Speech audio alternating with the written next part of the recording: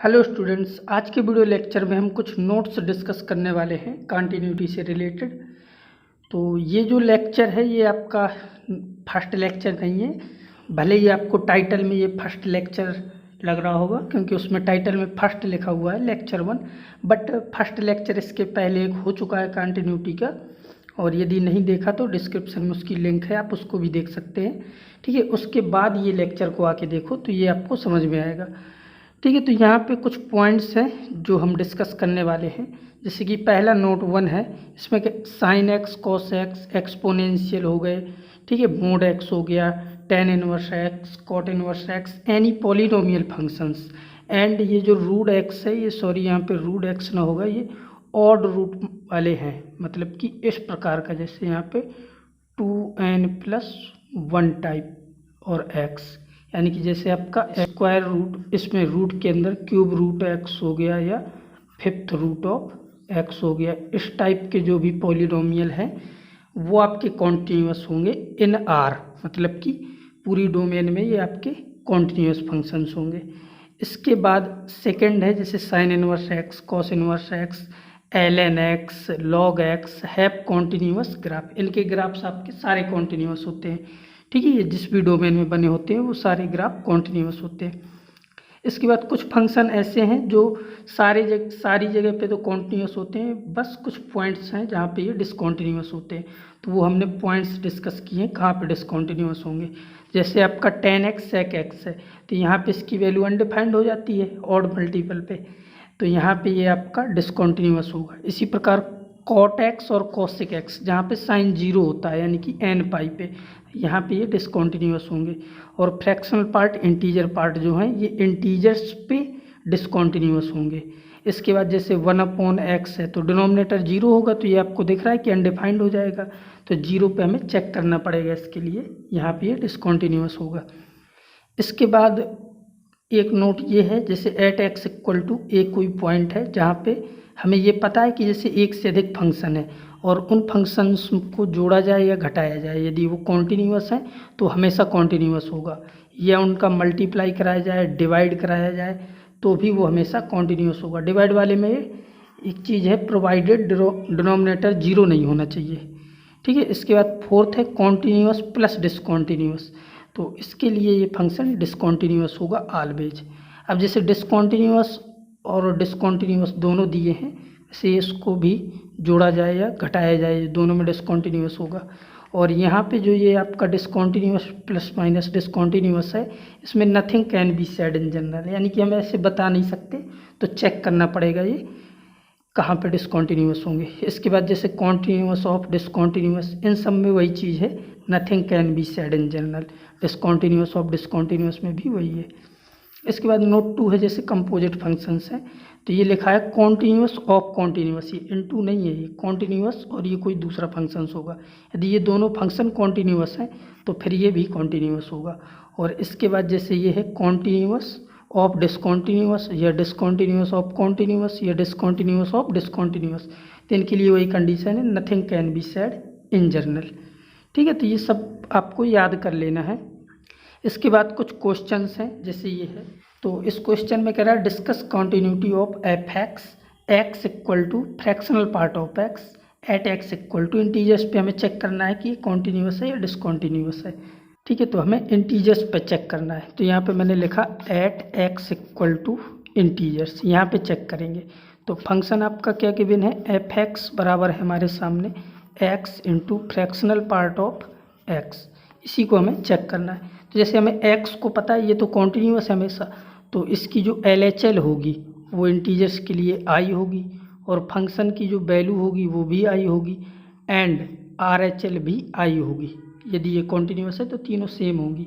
ये जो मैंने यहाँ पे लिखा है ये एक तरीका, ये LHL है, ये फंक्शन की वैल्यू है, एंड ये RHL है। ठीक है, इसको इस प्रकार से लिखा गया। इसके बाद जो आपका ये फ्रैक्शनल पार्ट है, तो इसका ग्राफ तो आपको पता है, ग्राफ है, मान लो ये आई है जहाँ पे हमें चेक करना है।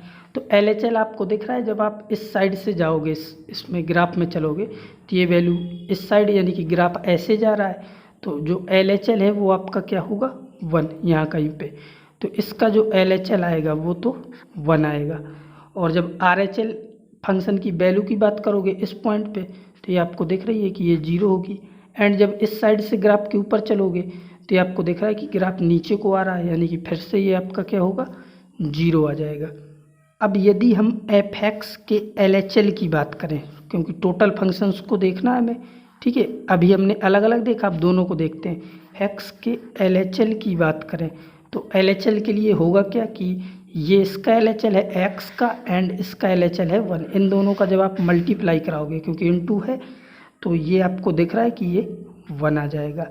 एंड जब आप f(x) के RHL की बात करोगे, ठीक है, तो वो RHL यहाँ से क्या आ जाएगा i इंटू 0, तो हमें दिख रहा है कि ये वैल्यू क्या दे देगा 0। और ये दोनों सेम नहीं आए, यानी कि लिमिट एग्जिस्ट नहीं की। तो जब लिमिट एग्जिस्ट नहीं की तो वैसे फंक्शन की वैल्यू हमें निकालने की ज़रूरत नहीं है। फिर भी यदि चाहो तो f(x) भी निकाल सकते हो, सॉरी f(i) निकाल सकते हो। x की जगह जब आप i पुट करोगे तो यहाँ से क्या आएगी वैल्यू, वो आप चेक कर सकते हो कि फंक्शन की वैल्यू सॉरी ये थी और ये आपका RHL था, तो ये भी 0 होगा और ये भी 0 होगी, तो यहाँ से ये वैल्यू मिल जाएगी 0। तो ये तीनों इक्वल नहीं आए, इसका मतलब कि जो आपका फंक्शन था ये आपका डिसकंटिन्यूअस हो जाएगा। तो यहाँ पे हम लिख सकते हैं कि hence f(x) is discontinuous, at x equal to i पर ये डिसकंटिन्यूअस होगा। इसके बाद नेक्स्ट क्वेश्चन है आपका, जैसे ये है f(x) बराबर है sin x into signum x। तो ये sin x है, ये तो हर जगह कॉन्टीन्यूस होता है, तो इसको चेक करने की ज़रूरत है। तो ये कहाँ पे दिक्कत देगा, x इक्वल टू 0 पर सिग्नम x का जो ग्राफ होगा, ठीक है। सिग्नम x का ग्राफ इस टाइप से होता है, ठीक है, इस टाइप से। ये आपका -1 है, ये +1 है एंड ये 0 है, तो हमें 0 पे ही चेक करना है, ठीक है। तो एक बार हम फिर से लिख रहे हैं, क्या है sin x into signum x, ठीक है, इसको चेक कर रहे हैं। तो sin x की जगह जब 0 रखोगे तो ये तीनों वैल्यू आपकी क्या होंगी, फंक्शन की वैल्यू LHL RHL तीनों क्या आ जाएंगी 0। लेकिन इसके LHL की बात करोगे तो ये -1 होगा और फंक्शन की वैल्यू 0 होगी एंड RHL +1 होगा, ठीक है। ये आपको ग्राफ से दिख गया होगा। तो अब जब आप f(x) निकालोगे फाइनली तो आपको दिख रहा है कि ये तीनों वैल्यू 0 हैं, तो इसका मल्टीप्लाई किसी के भी साथ कराओगे 0 का तो फंक्शन की वैल्यू RHL LHL सब आपकी 0 हो जाएंगी। तो यहाँ से हमें दिख गया कि जो आपका फंक्शन होगा इक्वल टू 0 पर, ठीक है। अब जैसे आपके सामने एक क्वेश्चन ये है, इसको चेक करना है कि कॉन्टीन्यूस है कि डिसकॉन्टीन्यूस। तो हमें पता है कि ये x² + 1 ये तो ऑलवेज कॉन्टीन्यूस होता है एंड एक्सपोनेंशियल फंक्शन ये भी कॉन्टीन्यूस होता है। तो ये पहले मैंने बताया था कि कॉन्टीन्यूस इंटू कॉन्टीन्यूस ये ऑलवेज कॉन्टीन्यूस होगा, तो इसमें कोई प्रॉब्लम नहीं है, फंक्शन आपका कॉन्टीन्यूस हो जाएगा। इसके बाद नेक्स्ट क्वेश्चन है आपके सामने ये, तो इसमें हमें पता है कि ये तो हमेशा आपका कॉन्टीन्यूस रहना है, लेकिन ये जो tan x है इसको प्रॉब्लम कहाँ पे होती है, x equal to 2n + 1 into π/2 पे, तो यहीं पे हमें चेक करना पड़ेगा। तो जब मान लो कि ये 2n + 1 π/2 नहीं है तो इसका मतलब कि ये x² तो ऑलवेज कॉन्टीन्यूस था एंड tan x भी कॉन्टीन्यूस था, तो ये हमेशा कॉन्टीन्यूस रहेगा। लेकिन यदि x equal to 2n + 1 into π/2 है तो फिर ये प्रॉब्लम हो जाएगी tan x के लिए, तो फिर हमें इस पर चेक करना पड़ेगा। बट इस क्वेश्चन में चेक करने की भी ज़रूरत नहीं है यदि आप ध्यान दो, क्योंकि tan x जो है इसका ग्राफ ऑड मल्टीपल के लिए, जैसे π/2 3 π/2 कोई भी इंटरवल ले लो, तो वहाँ पे आपको tan x के ग्राफ में एक चीज़ पता होगी कि ये इस टाइप से होता है, ठीक है। जैसे हम π/2 की बात करें, यहाँ पे ये अनडिफाइंड होता है, तो फंक्शन की वैल्यू हम कोई भी इंटरवल ले लें या कोई भी पॉइंट ले लें जहाँ पे ये अनडिफाइंड हो रहा है, तो ये वैल्यू तो अनडिफाइंड है, ये हमेशा अनडिफाइंड रहेगी। इसकी वजह से ग्राफ में हमेशा ब्रेक आएगा, तो इसका मतलब कि ये तो कॉन्टीन्यूस हो ही नहीं सकता। तो यहाँ पे हम इसको डायरेक्ट बोल सकते हैं कि f(x) इज, या ऐसा ना बोल के हम यहाँ पे एक लाइन लिख सकते हैं। यहाँ पे हमने ये लाइन लिखी, now as 2n + 1 π/2 is not part of the domain hence function will be discontinuous at this point, यानी कि इस पॉइंट पे ये फंक्शन आपका डिसकॉन्टीन्यूअस हो जाएगा।